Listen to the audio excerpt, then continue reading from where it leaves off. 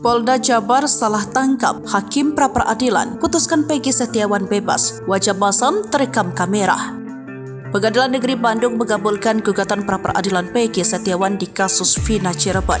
Hakim Eman Sulaiman saat membacakan surat putusannya meminta Polda Jabar untuk segera membebaskan Peggy. Selain itu, Polda Jabar juga diwajibkan untuk mengembalikan harkat dan martabat Peggy. Lantas seperti apa reaksi Polda Jabar yang selama ini yakin Peggy adalah pembunuh Vina? Diketahui Polda Jabar sebelumnya menyatakan Peggy alias Peron sebagai tersangka dalam kasus pembunuhan Vina dan Eki di Cirebon pada 2016. Namun keyakinan itu tidak sejalan dengan keputusan Hakim Pra-Peradilan.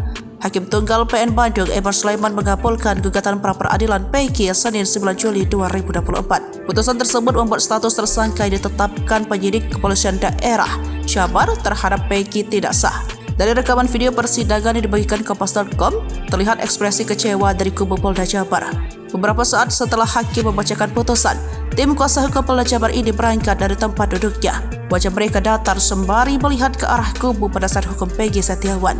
Ketika hendak keluar dari ruang sidang, rombongan Polda Jabar yang memakai kemeja putih masih bersedia menjabat tangan para penasihat hukum Peggy Setiawan.